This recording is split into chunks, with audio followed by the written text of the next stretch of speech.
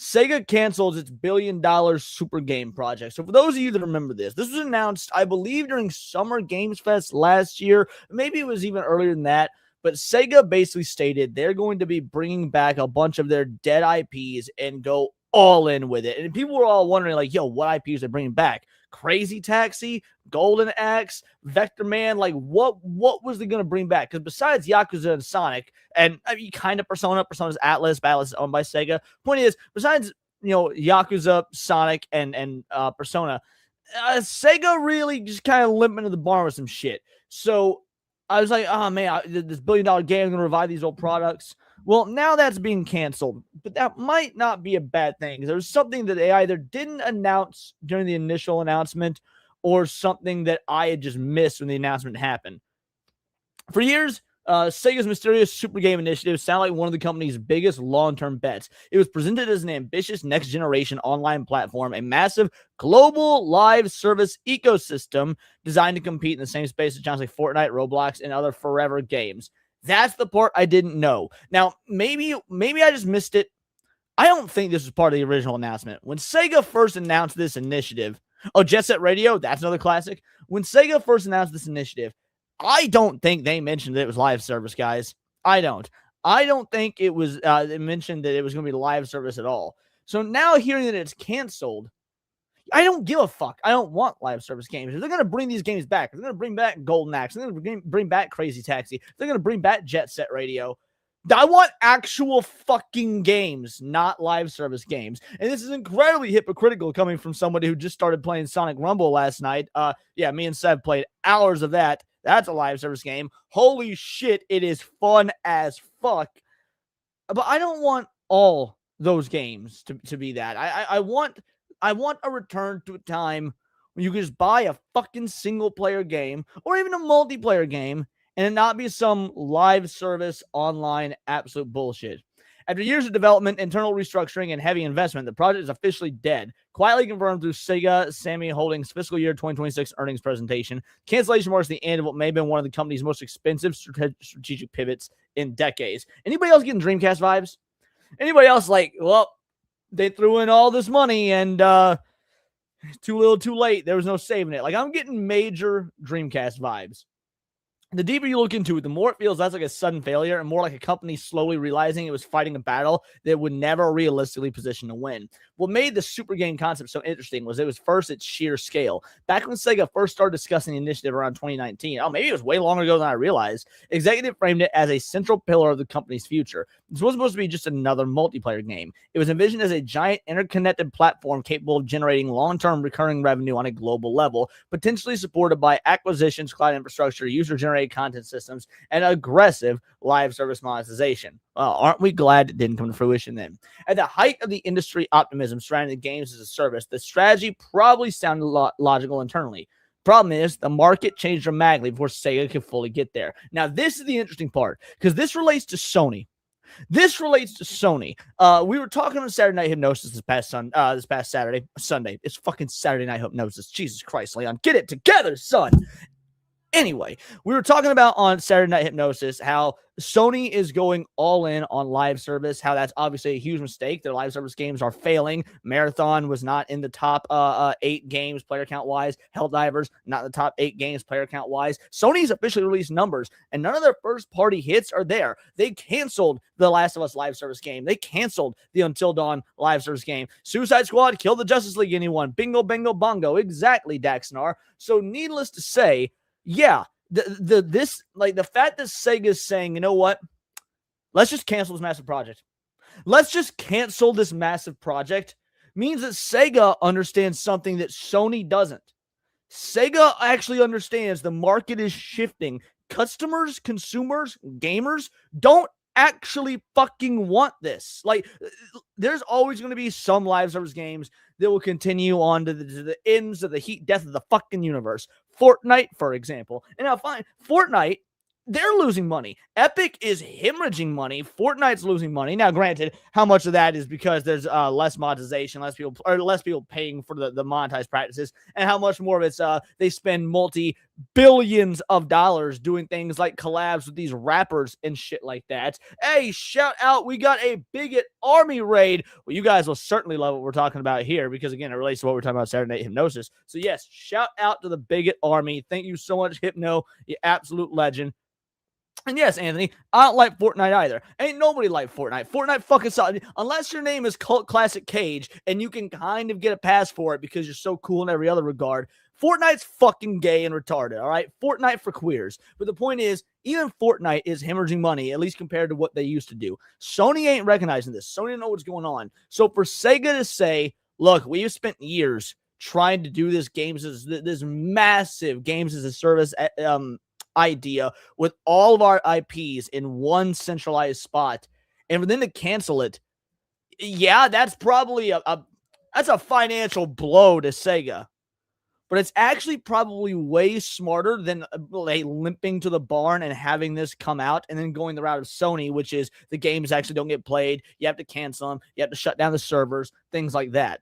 The modern live service landscape has become brutally unforgiving. A decade ago, publishers saw games like League of Legends, Fortnite, and more recently, Genshin Impact generating astronomical recurring revenue and assumed the model itself was the future. What companies misunderstood is the successes weren't easily repeatable formulas. They became cultural ecosystems with enormous momentum, network effects, and years of constant reinvestment. By the mid-2020s, the market had essentially calcified around a small handful of dominant forever games. Players only have so much time, attention, and money. Convincing them to abandon ecosystems they've already invested thousands of hours in has become incredibly difficult. And that is why, I will say, because I was talking about Sonic Rumble earlier, which I played for the first time last night, it's pretty egregious with this monetization. I'm going to be real. It's pretty egregious with this monetization. However, it is free to play like all these games. And also, all the free stuff is still really good and really cool. I was going to say I haven't spent a dime. That's not true. I did spend $8, but not for anything that would have given me any improvements in the game, no pay to win shit. It was complete vanity. They were doing some Sonic Adventure skins, and Sonic Adventure is my favorite video game of all time. So I was like, okay, I'm going to do $8 for the Sonic Adventure Battle Pass. But beyond that, everything else I've gotten in the game thus far has been all free to play, and it's been great. Now, that being said, this article makes a good point about the ecosystem. When you've got games like Fortnite, when you've got games like Genshin Impact, I don't know that classic Sega IPs, like the ones that we want to see come back, Jet Set Radio, Crazy Taxi, Golden Axe, Vector Man, the list goes on. I don't see those as being huge pulls for the modern game, for the modern youth, the youths, as they call them. Like, if you got some fucking 14, 15-year-old kid playing Fortnite and Sega's going to be like, yo, how about you play our new Sega version of Fortnite? We got Vector Man. 15-year-old motherfucker ain't going to know what a goddamn Vector Man is. They ain't going to know who Axel is from Crazy Taxi. They ain't going to know what a taxi is. They got Uber. So, needless to say, yeah, this honestly would not have worked. That's the trap Sega seems to have walked into. According to the company's own financial reporting, recent free-to-play projects failed to meet expectations. Looking at you, Sony. And the earnings presentation specifically pointed towards disappointing performance from newer free-to-play initiatives. We launched the initiative in 2019. We positioned two major pillars in our growth strategy. One, focus on our major IP and expand them. Good. Stick with this one. Yes, I would like to see an expansion of your major IPs. I'm a Sonic fan. We all know this. It is no goddamn secret that your boy is the biggest Sonic fan in the world, the biggest normal Sonic fan in the world, because I don't have a DeviantArt account. But I want to see more from Sega than just Sonic. I love Sonic. I love Persona. I want to see more from Sega than just Sonic and Persona. Now, mind you, I do need to get into the Yakuza games. I haven't played the Yakuza games since the goddamn PS2. I think it was Yakuza 4 or something. I have several of the newer ones on Steam. I just haven't gotten around to them. But the thing is, I'm a classic Sega fan, right? There's a reason I keep bringing up Golden Axe. There's a reason I keep bringing up Crazy Taxi. There's a reason I keep bringing up fucking Vector Man. These are the things I want to see come back. I don't want to see them come back as live service. They will not work as live service. You need to make them probably smaller, more AA games and rebuild the brand from the ground up. Pitbull up with a two-banger. Pizza Hut or Domino's? Which one is goated? Domino's is better consistently, but man, sometimes Pizza Hut just hits right. Sometimes Pizza Hut just hits right, but Domino's is consistently better. 2, develop AAA online title to achieve significant growth in mid and long term. We named this project Super Game to reflect our commitment to pursuing this ambition, leveraging the expertise of developing and operating online games we've cultivated through Phantasy Star Online 2. Another classic, Phantasy Star. Classic. And our extensive IP portfolio. We work to create a new form of entertainment that goes beyond the concepts of conventional games, Sega representative said to GameFile, and now they've shut it down. One example frequently mentioned was Sonic Rumble. Hey, look at that. I didn't even know the article. I haven't read this article. This is my first time going through this article. I saw a headline. Sevi saw a headline and sent it to me. I saw said headline, and I thought, oh, look at that. Now, Free Flow, you say you want high-quality Sonic. I agree. Here's the deal. Sonic needs to go back to being AAA. Sonic is Sega's bread and butter. Sonic needs to... Frontiers was still a AA game, but it proved that they can go AAA with it. So, yes, I want AAA Sonic. I want AAA... the Persona games, I don't know if you really consider those AAA or not. That's more of a question for you guys. And obviously, Yakuza games are oftentimes considered AAA. But, yes, point is, I'm talking about the IPs that are being resurrected, for the ones that I want to see come back, for the Phantasy Stars, for the Crazy Taxis, for the Golden Axes. Those need to start as AA. You don't go all crazy with the budget out the gate when you're trying to resurrect a dead IP, because if nobody buys into it, you're out all that money, all that time, all that effort, all that artistry. This is how studios close down. This is how you lose workers, the whole nine. So, yes, Sonic is established. Persona is established. By all means, go AAA with those, but stay AA. Stay AA for these revivals. Just please get the same team behind the Frontiers OST back the sequel. Holy fuck, what a collection of mega bangers. You are telling me. Favorite Crazy Taxi driver? Oh, it's Axel. I know he's like the poster child of the series. He's the fucking Goku of Crazy Taxi, but it's absolutely Axel. There's just something about, it's got that 90s attitude, extreme era. He's got the fucking, wide open Hawaiian shirt with his abs showing, the fucking green hair, the perma smirk, looks like he's always listening, to, Operation Ivy or something. Yeah, absolutely Axel. When Sega acquired the Angry Birds creator in 2023, the move initially looked like an attempt to rapidly strengthen its mobile and live service expertise. On paper, it made sense. Acquire a company experienced in operating large-scale mobile ecosystems, use that knowledge to accelerate Sega's broader games-as-a-service ambitions. Instead, the acquisition became another warning sign. Rather than unlocking explosive growth, Rovio reportedly experienced declining performance and internal restructuring pressure after the deal. So again, let's compare this to Sony. This actually sounds exactly like what's going down with Sony and Bungie, but to a much lesser degree. It doesn't seem like the losses from Rovio come anywhere near what's going down with Bungie and Sony. But the point is, it's the same. It's happening in the West. It's happening in the East. This is a just notable trend going forward. That doesn't necessarily mean the acquisition itself was doomed, but it reinforced a larger problem Sega couldn't ignore anymore. Simply entering the live service market with money and recognizable IP was no guarantee of long-term success. And that's really the core lesson here. The gaming industry spent years convincing itself that live service was the inevitable future of gaming. Publishers aggressively shifted resources away from standalone games because recurring monetization sounded infinitely more attractive than one-time purchases. But the industry is now facing the consequences of oversaturation. And that's what always happens. That's what why is grunge dead? Well, besides the fact that grunge fucking sucks, unless your name is Soundgarden or Alice in Chains, aside from the fact that grunge fucking sucks, everyone became a goddamn grunge band. Nirvana pops up, then you got fucking Pearl Jam and Alice in Chains, and you got Soundgarden, and the next thing you know, everyone's a goddamn grunge band, to the point ain't nobody ever want to be a fucking grunge band again. You oversaturate the market to kill it. And we are absolutely seeing an oversaturation of live service games. I didn't like live service games. I didn't like live service games when they started, when that became the norm. Let alone the resentment that's been building up from other gamers who are slowly catching on. It's crazy. Let's see. Oversaturation. Development costs have exploded. Competition has intensified. Audiences have become far more selective about what they spend on their time. We're now seeing major publishers quietly retreat from strategies they were aggressively promoting just a few years ago. What makes Sega's situation especially interesting is the company already possesses something many competitors desperately want. Extremely strong legacy IPs or loyal audiences. I disagree with this. Look, there are some of us. I agree. I disagree with the extremely strong legacy IPs part. They really aren't. Now, there's the loyal audiences. You certainly have the loyalists. You've got people like me that still boot up the fucking Dreamcast, right? But I don't think that we're a majority. I don't think we're anywhere close to it. And you can't go all in on AAA or live service or games of service or anything catering to just us old heads. I hate admitting it. I hate saying it because I was like, oh, no, you need to cater to the fans. You do need to cater to the fans. But you need to cater to what the fans want beyond just name recognition, beyond just IP.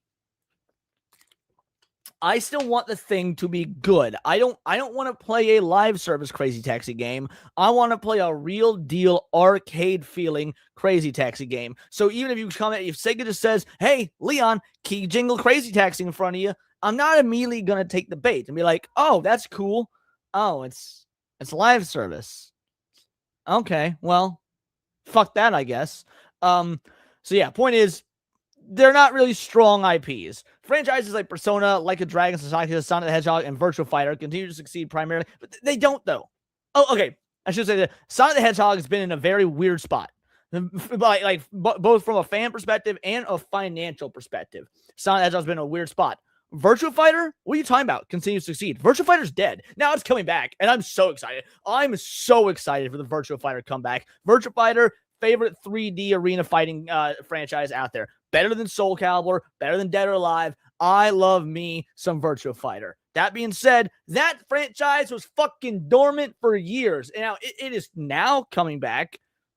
But the new game's not out yet. We don't know that it'll actually be a success. So I don't know what you mean when you say continues to succeed. That darn otaku with that two-banger says, this is why you raise your kids old school. Make them love Sega.